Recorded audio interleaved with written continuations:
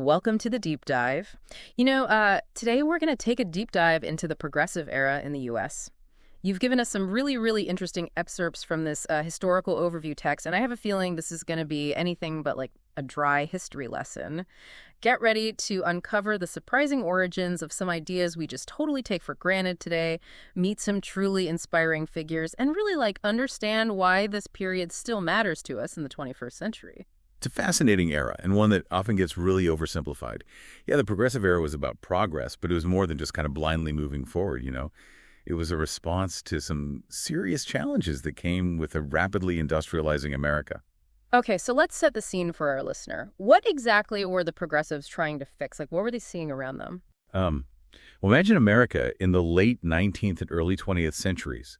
Cities were exploding in size, factories were churning out goods, but there was a dark side to all this growth.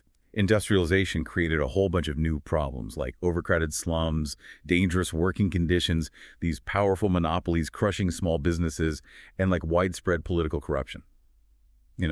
Progressives saw all this and said, we can do better. Yeah, it wasn't just about tweaking the system either, right? We're talking about some pretty major overhauls. From the way we vote to the safety of our food, the progressives really did shake things up. Absolutely. This era saw a wave of reforms unlike anything that came before. For example, today you likely take for granted the right to directly elect your senators. Well, that's thanks to the 17th Amendment, a product of the progressive push for more democratic participation. And it wasn't just about high-level politics, right? The Jungle, that shocking expose of the meatpacking industry by Upton Sinclair, led directly to food safety reforms that still impact what we eat today. Yeah, Sinclair famously said he aimed for the public's heart, but hit them in the stomach. Those graphic descriptions of the meatpacking plants really sparked outrage and ultimately led to the Pure Food and Drug Act of 1906. Okay, so we have a sense of the problems and the sheer scope of the reforms. But what I find fascinating is where these ideas came from. There's this common misconception that progress just happens naturally, but it seems like the progressives were drawing inspiration from some unexpected places. You're right. Take the concept of direct democracy, which we now consider a cornerstone of American political life. Believe it or not, one of the key inspirations for initiatives and referendums came from Switzerland. Switzerland, really? And that's not something I would have guessed. How did that happen? It's an interesting story. So a labor activist named James W. Sullivan visited Switzerland in the late 1800s and was so impressed by their system of direct democracy. He brought those ideas back to the U.S., and they really caught on like wildfire among progressive reformers. It's a powerful example of how ideas can travel across borders and shape political systems in unexpected ways. It really makes you wonder what seemingly unrelated events or places might be shaping our world today, right? Another piece of the puzzle that I find interesting is the role of muckraking journalism. These writers were like detectives, digging up dirt on corruption and social ills and then broadcasting it to the masses. It feels very modern, like today's investigative reporting or even social media activism. Yeah, muckraking journalism played a crucial role in fueling the progressive movement.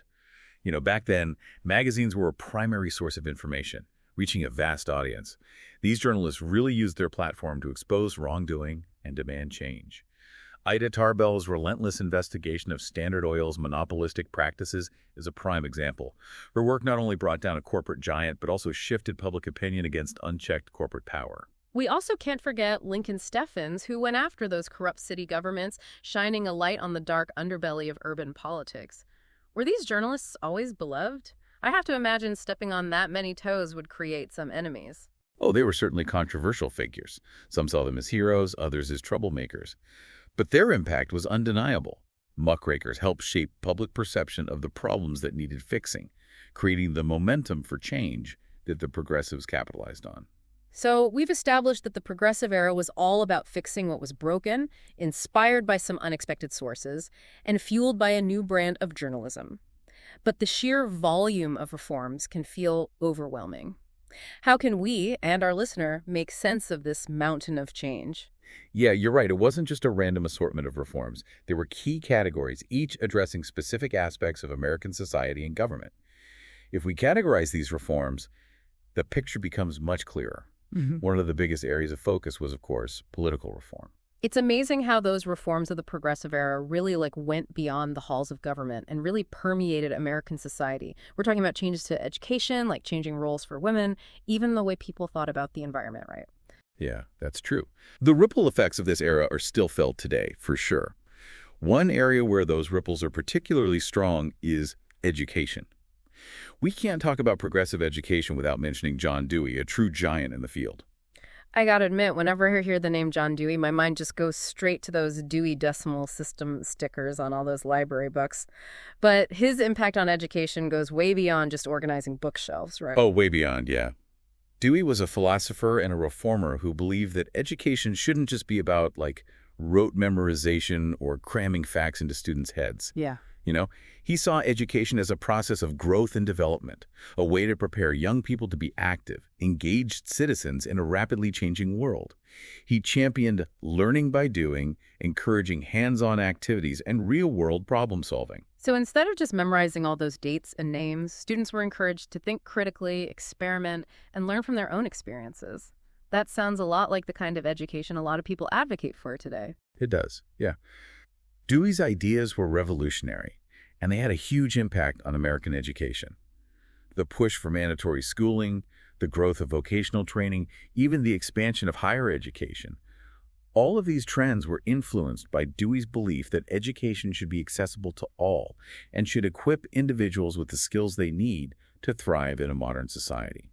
And while we're talking about changing roles and societal shifts, we have to talk about the impact on women during this era. It's a complex picture with some seemingly contradictory trends happening simultaneously. Absolutely. On the one hand, you have the rise of home economics as a field of study, which might seem a bit backwards from our modern perspective. Yeah, it does seem a bit like they were saying, okay, ladies, you can get an education now, but let's make sure you're still focused on, like, domestic duties. Well, it's not quite that simple. Remember, this was a time when women were finally gaining access to higher education, but societal expectations about their roles hadn't caught up. Home economics was, in a way, an attempt to professionalize those domestic skills, to connect them to science and make them part of a modern curriculum. So it was a way of saying, hey, running a household is a complex and important job, and it requires knowledge and expertise, too. Makes sense. But of course, this was also the time when women were fighting so hard for the right to vote. It's hard to imagine those suffragists being satisfied with just a degree in home economics. Exactly. The suffrage movement was gaining momentum, and women were increasingly demanding a voice in the political process. And alongside the fight for the vote, there was also a growing self-defense movement. Women were learning how to protect themselves, challenging those Victorian notions of female fragility and dependence. It's fascinating how all of these threads are connected. Education, suffrage, self-defense, they all point to this larger shift in how women saw themselves and how they wanted to be seen in society. It was a time of tremendous change and empowerment for women, even if that change was uneven, and often met with resistance. Speaking of resistance, our source highlights an interesting contrast between urban and rural areas during the Progressive Era. Cities were embracing modernization, but in rural America, there was a different attitude. It makes sense. Change can be unsettling, especially when it disrupts traditional ways of life. Do you have, like, an example of how this urban-rural divide played out? Well, take the Good Roads movement, for example. Seems pretty basic, right? Just building better roads. But for farmers who are used to doing things their way, relying on horses and wagons, having the government come in and build roads was a big deal. It represented a loss of autonomy, this sense that the city folks were imposing their ways on rural communities. It's a reminder that progress, even when it seems like a positive thing, isn't always universally welcomed. It's about perspective and whose values are being prioritized. Now, on the flip side of that resistance to modernization, we have the progressives' passionate embrace of conservation. Absolutely. Conservation was a core value for many progressives. They recognized the importance of protecting natural resources, not just for their beauty, but for the long-term health and prosperity of the nation. And we can't talk about conservation without mentioning Theodore Roosevelt, the conservationist president. He was instrumental in establishing our national park system, setting aside vast swaths of land for future generations to enjoy. Yeah, Roosevelt was a true visionary in this area. He understood that conserving natural resources wasn't just about preserving pretty scenery. It was about ensuring the nation's economic and environmental sustainability. He faced pushback, of course. There were powerful interests who saw those lands as ripe for exploitation for logging, mining, and development. But Roosevelt stood firm, believing that some things were too precious to be sacrificed for short-term gain. He was a man ahead of his time in many ways, but as with any era of great change, the progressive era wasn't without its complexities, its unintended consequences, and even its outright failures. It's important that we acknowledge those darker aspects as well. You're absolutely right. It's easy to get caught up in the narrative of progress and overlook the fact that even well-intentioned reforms can have some negative impacts, right? Yeah. And sometimes those impacts fall disproportionately on those who are already marginalized. Yeah. One of the most glaring examples of this is the state of race relations during this period. You have this push for social justice and equality on the one hand, and the continued existence of Jim Crow laws and widespread disenfranchisement of Black Americans on the other. It's a stark reminder that the progressive era, for all its talk of progress, was still deeply shaped by the racism and prejudice of the time. While some progressives championed social justice for all, many others either turned a blind eye to the plight of Black Americans or actively supported policies that reinforced racial inequality. Our source mentions two prominent Black leaders of the time, Booker T. Washington and W.E.B. Du Bois. They represented two very different approaches to achieving equality. Can you tell us a bit more about them? They were both extraordinary men who dedicated their lives to fighting for the rights of Black Americans, but their approaches differed significantly. Washington, who had experienced the horrors of slavery firsthand, advocated for a more gradual approach. He believed that Black Americans should focus on economic self-sufficiency, vocational training, and proving their worth to white society through hard work and respectability. He founded the Tuskegee Institute, a vocational school for Black students, and his message of accommodation resonated with many, including some white philanthropists. And Du Bois, his perspective seems to have been quite different. Yeah, Du Bois, who was born after the Civil War and was the first African-American to earn a PhD from Harvard, had a more confrontational approach. He criticized Washington's accommodationist stance, arguing that Black Americans shouldn't have to prove their worth to anyone and should demand full equality, including the right to vote, access to quality education, and an end to segregation. These were two powerful voices reflecting the complexities of the struggle for civil rights during a time when America was still deeply divided along racial lines, and alongside those divisions we have the rise of Prohibition. Yes. The noble experiment, as it was often called. On the surface, Prohibition seems like a classic progressive reform. The movement to ban alcohol was fueled by concerns about social ills like poverty, domestic violence, and crime, all of which were linked to excessive drinking. It's easy to see how, with the best of intentions, people thought banning alcohol would solve these problems. But history tells a different story, doesn't it? It does. Prohibition, while initially supported by many, quickly proved to be a colossal failure. Instead of curbing alcohol consumption, it drove it underground, creating a black market for booze and empowering organized crime. Speakeasies popped up everywhere, bootleggers made fortunes, and violence escalated as gangs fought for control of the illegal liquor trade. So even with the best of intentions, attempts to legislate morality can backfire spectacularly. It's a good reminder that unintended consequences are often lurking beneath the surface of even the most well-meaning reforms. You know, it's fascinating to consider how both the successes and the failures of the progressive era might offer valuable lessons for us today, right? As we grapple with our own set of challenges in the 21st century, it makes me wonder what would the progressives of today be fighting for? What issues would be at the top of their agenda? Yeah, it's an intriguing thought experiment, isn't it? If we consider the core values of the progressive era, a belief in progress, a commitment to social justice, and this willingness to use government as a tool for positive change, it's not hard to imagine what issues might capture their attention today. Yeah, I'm picturing them leading the charge for universal health care, demanding action on climate change, fighting for economic equality and pushing for campaign finance reform. Yeah, I can see that.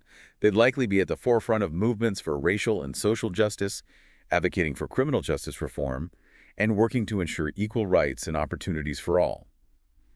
It's interesting to think about how their approaches might differ from those of earlier progressives, given the changes in our society and the new tools available for activism and advocacy. Would they embrace social media as a platform for change? Would they be organizing online protests and using data to drive their campaigns? Well, I think it's safe to say they'd be using every tool at their disposal to advance their causes, for sure. They might even be pushing for reforms to address the very issues that social media has created, misinformation, online harassment, and the erosion of privacy. This deep dive has really highlighted that progress is rarely a neat and tidy affair. It's messy, it's complex, and it's often a 2 steps forward, 1 step back kind of process. You're absolutely right. The progressive era reminds us that progress is not a destination, it's an ongoing journey. And along that journey, there will be setbacks, unintended consequences, and even outright failures. But what set the progressives apart was their unwavering belief that things could be better, and their determination to fight for that better future, even when the odds were stacked against them. That's a powerful takeaway. As our listener continues to explore the progressive era and its legacy, what's a final thought you'd like to leave them with? I'd encourage them to think about the progressive era not as just a dusty chapter in a history book, but as a living source of inspiration and a challenge. What can we learn from both the successes and the shortcomings of this period? What issues would a 21st century progressive movement prioritize? And perhaps most importantly, what role will each of us play in shaping the future we want to see? That's it for our deep dive into the progressive era. We hope you've enjoyed this exploration and that it sparked some new ideas and insights. Thanks for joining us, and keep those brains buzzing.